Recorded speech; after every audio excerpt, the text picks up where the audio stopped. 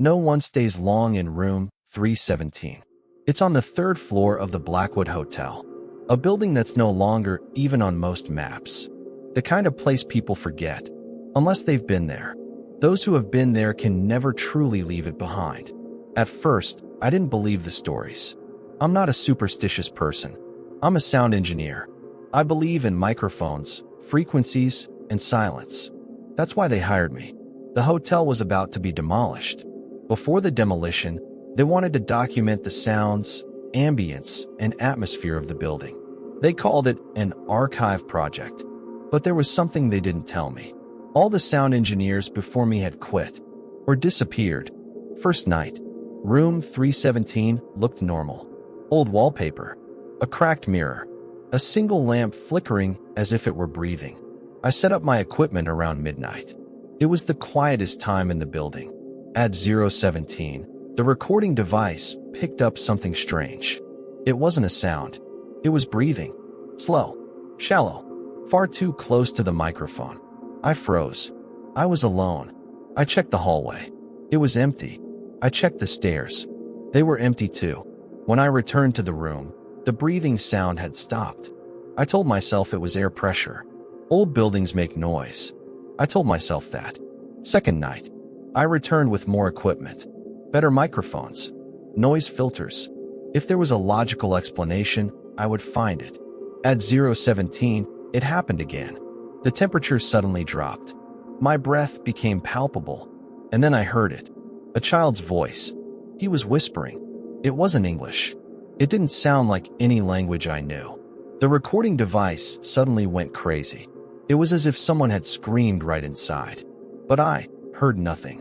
When I listened to the recording later, my blood ran cold. The child was repeating a single sentence, over and over. Now you can hear us. The history of room 317. I started investigating. The Blackwood Hotel was built in 1946. Room 317 was a medical isolation room before it became a hotel. During a major epidemic, patients were quarantined there. Some survived, some did not. According to official records, there were 6 deaths. According to unofficial records, more than 30. Children, families, people whose names were never written down. The room remained sealed for years.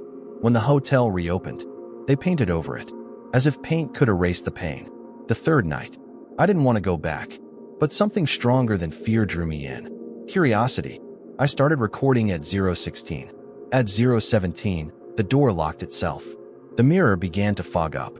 Words slowly appeared, as if invisible fingers were writing. Stay. The sounds of breathing returned. But this time, it was coming from everywhere. Behind me, over me, inside my head. The child's voice was now clear. You hear us because your inner world is silent. Then the recording device fell to the floor. I didn't touch it. When I listened, there was something new beneath all the sounds. A heartbeat. But it wasn't mine. Last recording. The next morning I tried to leave. The elevator didn't stop on the 3rd floor. I went down the stairs. But every corridor was the same. Room 317. Again and again. Time didn't flow normally there.